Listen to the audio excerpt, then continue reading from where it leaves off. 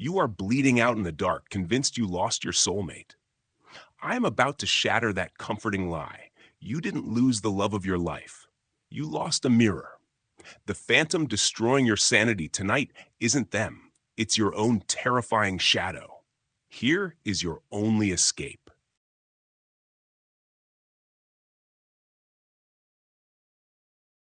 You are draining away in a pitch-black room, yet there is not a single visible mark on your skin.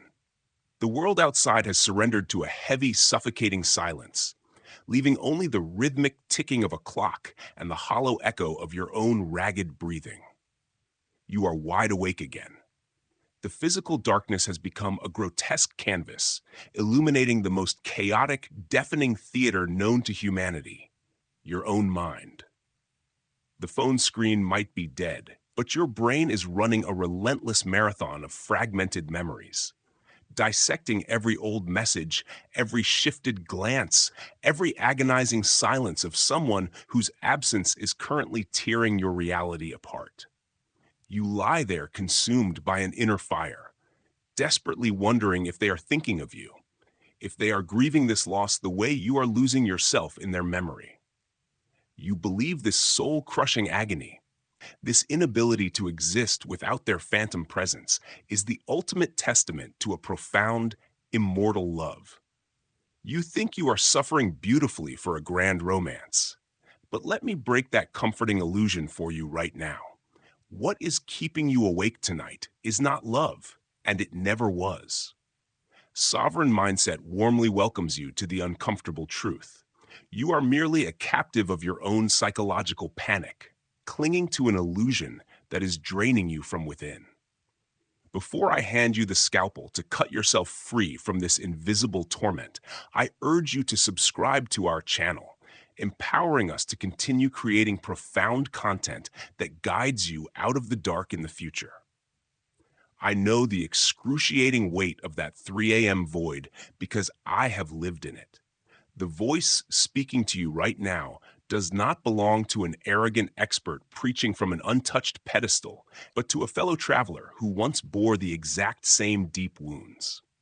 I remember staring at the ceiling until my eyes burned, feeling a literal boulder pressing against my ribcage, exhausted to the point of begging my own mind to just shut down for a single second of peace.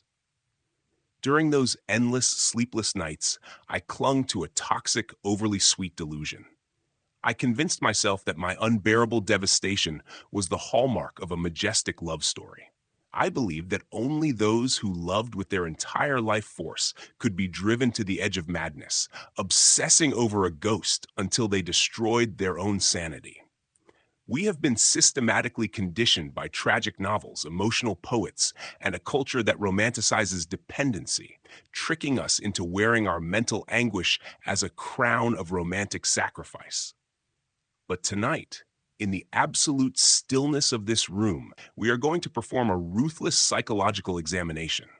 We must look at the unsettling reality. Obsessively thinking about someone who walked away is the cry of a wounded ego, not the whisper of true affection. True love is expansive, liberating, and deeply peaceful.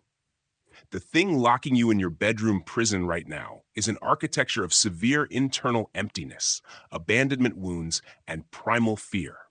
When I thought I was going to sink permanently in that miserable swamp of my own making, I found a hidden way out. A brilliant guide handed me a torch to illuminate the terrifying psychological cave I was trapped inside. Carl Jung, the legendary analytical psychologist who dedicated his entire existence to mapping the deepest, darkest abysses of the human unconscious. Through the profound lens of Jungian psychology, this agonizing obsession over another human being is no longer a romantic tragedy. It is a forceful, desperate invitation from your own soul. It is your psyche urging you, through overwhelming pain, to embark on the greatest journey of human existence, the daunting descent inward to confront your own shadow and reclaim your lost wholeness. Tonight, let me take your hand alongside Carl Jung, and together, we will walk you out of this agonizing purgatory. To step out of this suffocating psychological purgatory, we must first understand the enchanting, invisible spell that dragged us into its depths to begin with. Carl Jung introduced a monumental concept that completely dismantles the foundation of romantic obsession: psychological projection. When you are lying in the dark, clutching your chest and feeling like you have lost the best part of your existence, you are actually operating under a profound delusion. You believe you are mourning the loss of a unique, irreplaceable individual. But the staggering truth is that you did not lose your soulmate. You lost a mirror. Jung taught us that the human unconscious contains vast, unexplored territories of our own personality, particularly our unlived potential, our highest virtues, and our deep capacity for love, elements he often associated with the anima or animus. Because we are disconnected from our own internal majesty, we instinctively project these repressed golden qualities onto a romantic partner. I remember looking at my former partner and seeing a literal deity. I thought they possessed a warmth, a brilliance, and a sense of grounding that I completely lacked. I convinced myself that without them, I was entirely empty, a hollow shell incapable of generating my own light. But looking through the Jungian lens, I realized the terrifying beauty of what was actually happening.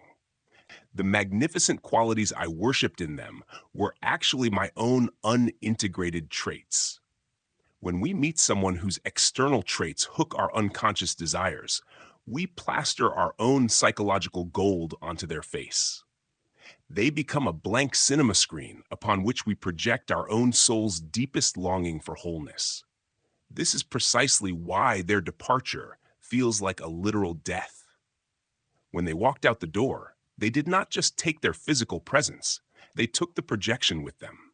They walked away with your light, your worth, and your perceived capacity for joy. You feel entirely empty because your psyche believes a vital organ has been ripped from your chest. Understanding this was the most brutal yet liberating paradigm shift of my life. The person you are agonizing over right now is not a god, nor are they the sole guardian of your happiness.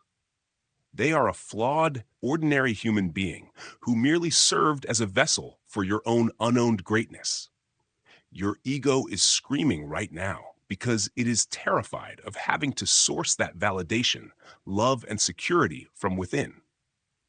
We obsess over the memories, analyzing every detail of the relationship, desperately trying to drag the mirror back into our lives so we do not have to face the agonizing task of becoming whole on our own. But as long as you believe that another human being holds the copyright to your joy, you will remain a helpless beggar at the gates of your own life. The obsession keeping you awake is not a testament to their exceptional value. It is a glaring spotlight illuminating how profoundly you have abandoned yourself. You have externalized your own soul. The agony of heartbreak is simply the violent, necessary severing of this illusion, forcing you to realize that everything you thought you lost in them was actually residing dormant inside of you all along, waiting to be claimed.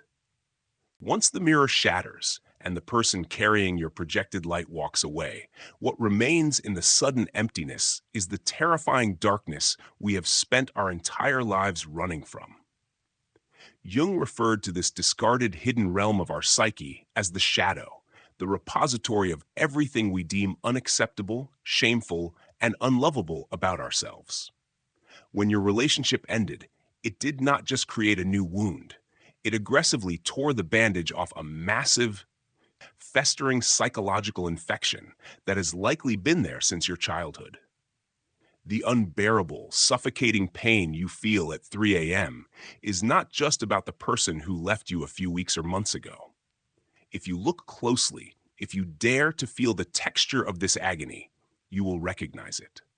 It is the primal terror of the abandoned inner child. It is the deep-seated, chronic belief that you are inherently defective and destined to be discarded. During my own dark night of the soul, I realized my relationship had never truly been about mutual growth or pure love. It had been a highly sophisticated painkiller.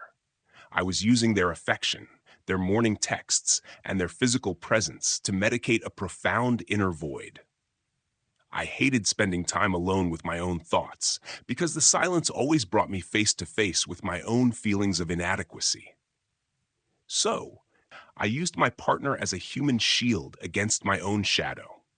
When they removed themselves from my life, the shield vanished, and all the repressed shame, insecurity, and fear of being fundamentally unlovable rushed to the surface like a tidal wave. This is why heartbreak drives us to the edge of insanity. We are not just missing a companion. We are experiencing the catastrophic collapse of our primary coping mechanism. Jung warned us that whatever we fail to bring to consciousness appears in our lives as fate. You are endlessly looping through thoughts of your ex because your ego would rather obsess over an external phantom than turn around and look at the terrifying monster of your own trauma living inside your chest. It is infinitely easier to cry over someone else's cruelty or emotional unavailability than to confront the chilling reality that you do not love yourself. Your psyche is using the pain of this breakup as a desperate alarm bell. The shadow is demanding to be seen. The feelings of worthlessness, the desperate craving for external validation, the terrifying belief that you are nothing without a partner. These are not facts of your existence. They are the wounded parts of your unconscious crying out for integration. Until you are willing to sit in the darkness and hold space for the neglected, broken parts of your own soul, you will continue to bleed out over people who cannot save you. This agonizing obsession is not a curse. It is a strict, uncompromising teacher. It is forcing you to realize that no amount of external love can ever fill a void created by internal self-abandonment. The terrifying monster hiding in the dark corners of your room tonight is not the ghost of your past relationship. It is you, begging for your own compassion. Staring directly into the pitch-black abyss of your own unhealed wounds is undeniably horrific, but it is precisely within this unbearable darkness that the true alchemy of your soul begins. Carl Jung called this profound, lifelong journey of psychological integration individuation, the process of stripping away the false layers of the ego, reclaiming your projections, and forging a unified, indestructible self. To survive this heartbreak, you cannot simply wait for time to numb the pain, nor can you rush out to find a new distraction to medicate the void. You must actively engage in the psychological fire. The only way out is through, and the work requires a level of radical courage that will test the very limits of your sanity. Taking back your projection means committing to the agonizing discipline of emotional sovereignty. I remember the physical withdrawal symptoms. My hands would literally shake with the urge to look at their social media, to send one more text, to beg for a scrap of closure that I knew would never truly satisfy me. But every time we reach out to them, we are abandoning ourselves all over again. We are handing our power back to the illusion. Individuation demands that you sit on the floor of your bedroom, feeling the crushing weight of the panic attack, the absolute certainty that you are going to die from the grief, and choosing to simply breathe through it without acting. You become the silent observer of your own internal chaos. When the thought arises that says, "I cannot live without their light," you must rigorously correct it. I am grieving the loss of my own reflection. The light is mine. This is the forging of the psychological sword. You must intentionally endure the heat. When the overwhelming wave of abandonment hits you, instead of turning your mind toward them and what they are doing, you must turn inward. You must speak to the wounded parts of your own psyche. You must become the loving, protective parent to your own inner child that you never had. This is not some poetic metaphor. It is a grueling psychological practice. It means waking up every single day and choosing to rebuild your identity from the ashes. It means discovering what you actually love, what you actually value, independent of another person's gaze. As you slowly integrate the shadow, accepting your flaws, your loneliness, and your fears without judgment, the manic obsession begins to lose its grip. The phantom of your ex stops haunting your room because you are no longer leaving a vacant space for them to occupy. You are finally filling your own internal real estate. The pain of the breakup stops being a senseless tragedy and transforms into a sacred initiation. You realize that the heartbreak was necessary. The mirror had to be violently shattered so that you could finally look at your own true face. Emerging from the fiery crucible of this inner forging, you will not find the desperate, shattered person you were before the heartbreak, but rather the sovereign, unshatterable being you were always destined to become. The ultimate goal of Jung's individuation is not to create a life free of pain, but to cultivate a profound internal wholeness that cannot be easily destroyed by the shifting tides of the external world.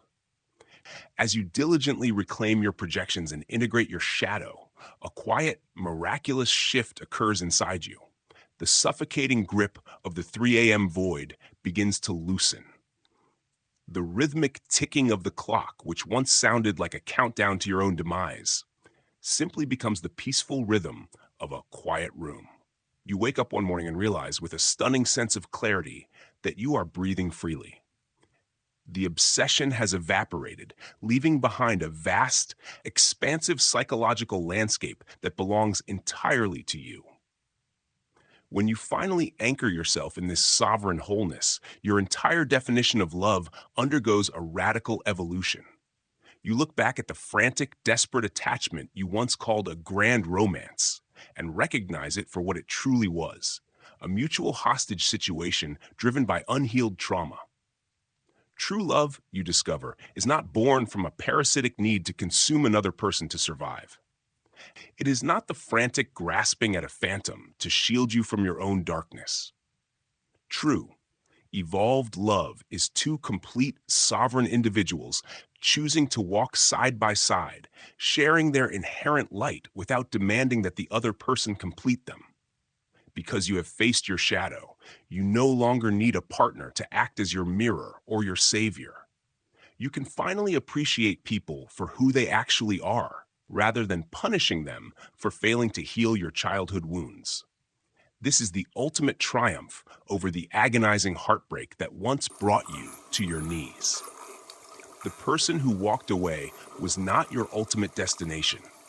They were merely the brutal catalyst required to force your psychological evolution.